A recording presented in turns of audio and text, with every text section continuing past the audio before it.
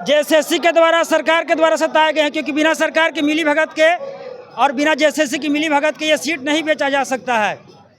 माध्यमिक आचार्य में क्या किया गया कि जिस तकनीक का वहाँ पे निर्माण किया गया था चोरी को रोकने के लिए, उसी तकनीक का प्रयोग किया गया चोरी करवाने के लिए। जैसे अब मोबाइल होते थे तो अपना जितना हो सके अच्छा स्कोर करते थे मार्क्स। अब कुछ नहीं है मेहनत। अगर आपके पास पैसा है, आपके पास जमीन है, आपके पास दलाल है, आपके पास हर कुछ, हर मूल रूप से आपके पास वो व्यक्ति है जो आपका नौकरी पक्का लगा देंगे। आप 50 लाख रुपए फेंके, आपका नौकरी हो जाएगा। आप 60 लाख फेंके, इनफैक्ट मैं आपको ये बता रहा हूँ 20 लाख रुपए आप फेंकेंगे तो बिना परीक्षा दिए आपका कोई और परीक्षा में बैठ जाएगा और वो नौकरी हो जाएगा। कहिएगा छात्र हैं अभी यहाँ पहुँचे हुए आंदोलन, हम लोग सब जितने भी हैं इधर सब माध्यमिक आचार्य के छात्र हैं, सरकार के द्वारा सताए गए पीड़ित छात्र हैं, जेएसएससी के साजिश का शिकार हुए हैं। छात्र किसी के द्वारा सताए थोड़े होते हैं, कैसे नहीं सताए होते हैं? किसके द्वारा सताए गए हैं? जेएसएससी के द्वारा, सरकार के द्वारा सताए गए हैं, क्योंकि बिना सरकार की मिलीभगत के और बिना जेएसएससी की मिलीभगत के ये सीट नहीं बेचा जा सकता है। माध्यमिक आचार्य का 3-3 बार परीक्षा लिया गया, ठीक, और नॉर्मलाइजेशन के नाम पर 94 नंबर का अंतर किया गया। एक ही कैटेगरी में 54 नंबर का अंतर है, तो इतना ज़्यादा अंतर कैसे है? और अलग अलग शिफ्ट में परीक्षा लेने का ज़रूरत क्यों पड़ा?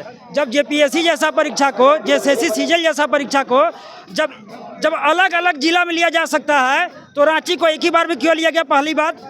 दूसरी बात कि जो जेटेट है वो 2 साल में आप उसका नियम नहीं बना सके, 14 दिन में आप क्वेश्चन बना करके सेंटर डिसाइड करके दोबारा परीक्षा क्यों लिए?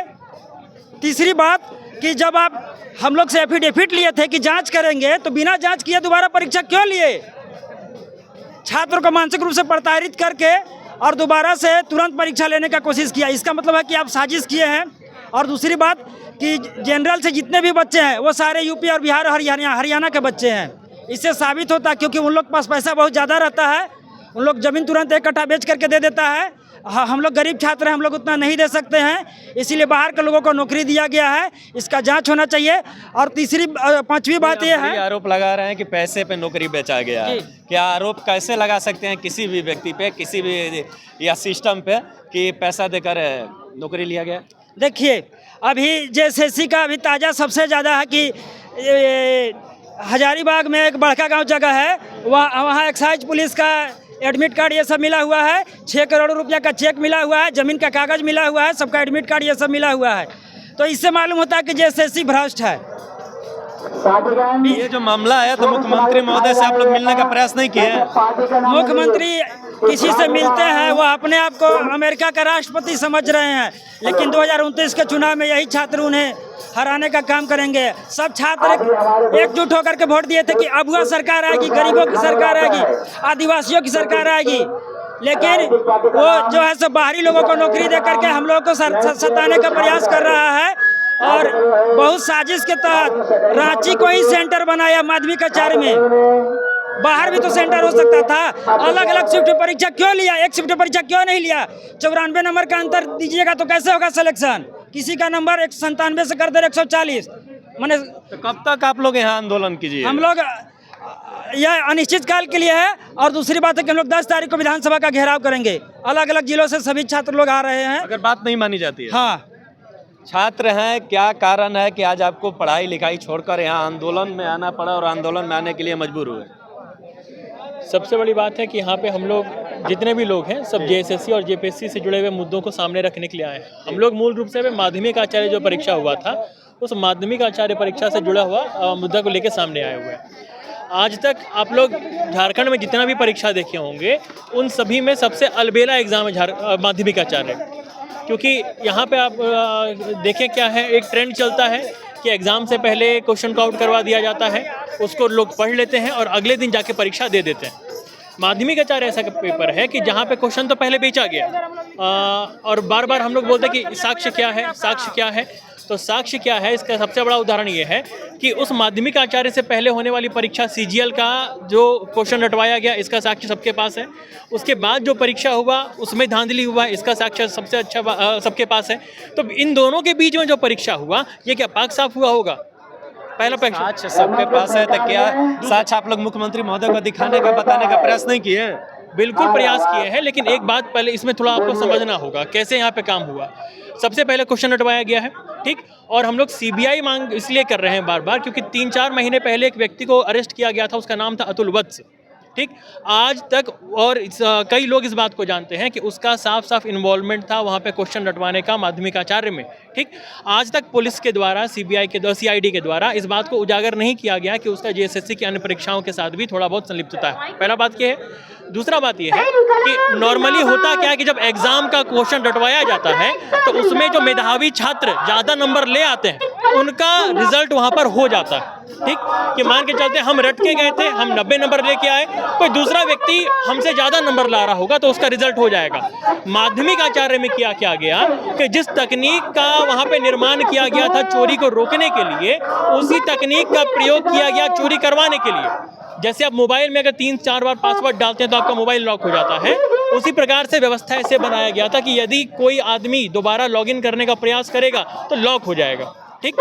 हुआ क्या कि जो मेधावी छात्र ज़्यादा नंबर ला रहे थे उनके आईडी को दोबारा एक्सेस कर दिया गया ताकि वो लॉक हो जाए, और जो लोग क्वेश्चन पेपर रटे थे वो नंबर जो कम ला रहे थे वो आराम से आगे निकल जाए।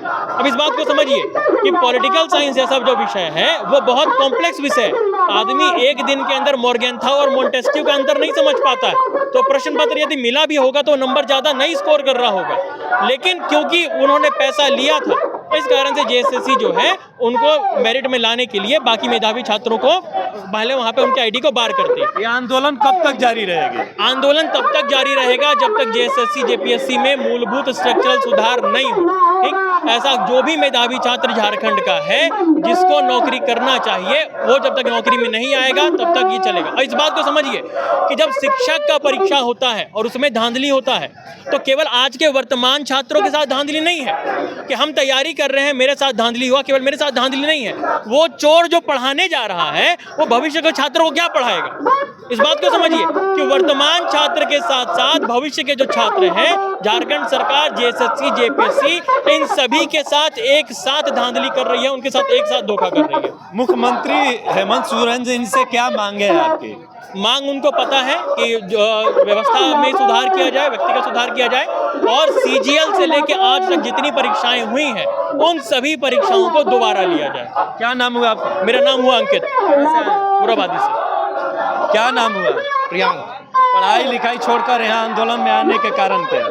पढ़ाई लिखाई छोड़कर आंदोलन में आने का यही मतलब है कि जब यहाँ पर इलेक्शन हुआ, जो चुनाव हुआ, उसमें मुख्यमंत्री जी हमारे कहे थे कि 5 लाख नौकरी, उसके साथ साथ प्राइवेट नौकरी में भी 75% आरक्षण हम झारखंड के लोगों को देंगे, जो उन्होंने एक कार्य किया नहीं। दूसरा है कि दिल्ली में 1.5 करोड़ की वेलफेयर कार खड़ी हुई है उनकी, रांची में BMW है, बाकी यहाँ जितने भी स्टूडेंट्स हैं सब तो अब एक तरह से आरक्षण से सब परेशान हैं। ऊपर से अगर आरक्षण है, अगर आपके पास समझ जाइए कि बहुत आपके पास ज़मीन है तब आपके पास नौकरी है, क्योंकि आप ज़मीन बेच के आइए नौकरी पा लीजिए। 50 लाख मेहनती छात्रों को नौकरी हो रही है ना? कहाँ हो रही है? मेहनत के पीछे ही तो सब छिप गया है। पहले लोग मेहनती होते थे तो अपना जितना हो सके अच्छा स्कोर करते थे मार्क्स, अब कुछ नहीं है मेहनत।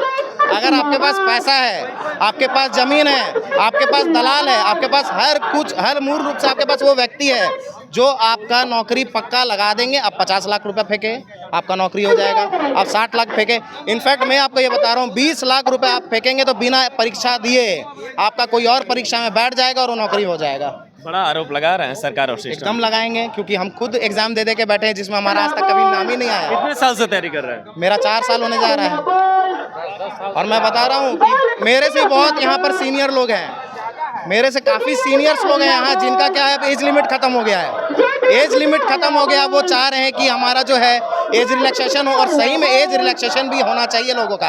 आज मेरा भी 30 साल उम्र होने जा रहा है, और काफ़ी ऐसे लोग हैं जिनका 36 साल 37 साल। जनरल कैटेगरीज के इतने बच्चे हैं यहाँ पर जिनका एज लिमिट खत्म हो चुका है, अब वो भी एग्जाम नहीं दे पा रहे हैं। सबको एक मौका तो कम से कम इस सरकार से मिलना चाहिए। कब तक जारी रहेगी ये आंदोलन? अनिश्चित काल तक रहेगा, और अगर सरकार 4 महीना भी नहीं मांगेगी तो यहाँ लोग 4 महीना बैठने के लिए रेडी हैं। और अब इतना ये भयावह रूप ले लेगा हमारा जो ये आंदोलन है, जिससे सरकार भी परेशान हो जाएगी। दिल्ली में जब धर्मेंद्र प्रधान जैसे लोगों को इस्तीफा दिया गया तो यहाँ के भी शिक्षा मंत्री हो, चाहे मुख्यमंत्री हो, चाहे आपके वित्त मंत्री हो, चाहे हमारे स्वास्थ्य मंत्री हो, सबको इस्तीफा यहाँ झारखंड लेके ही छोड़ेगी, क्योंकि विद्यार्थी के आगे कोई नहीं आ सकता है। अभी आप सुन रहे थे, अभी झारखंड के रांची के जयपाल सिंह मुंडा स्टेडियम है, जो जेपीएससी जेएससी सीजीएल के छात्र हैं, यहाँ धरना देने के लिए पहुंचे हुए हैं। इन लोग की मांग साफ तौर पे एक ही मांग है कि जो हम लोग परीक्षा दे रहे हैं, दोहरा नीति क्यों अपनाया जा रहा है। कुछ लोगों को जब पेपर होने के बाद कुछ लोगों को पेपर रद्द कर दिया जाता है, तो कुछ जगहों पे परीक्षा ली जाती है, तो कुछ छात्रों को ऐसे ही छोड़ दिया जाता है। तमाम छात्र थे, तमाम सवालों पे जवाब देते हुए नजर आए। पूरी बातों को अब सुने। ये बात कैसी लगी, आप अपनी प्रतिक्रिया कमेंट बॉक्स में दें। धन्यवाद।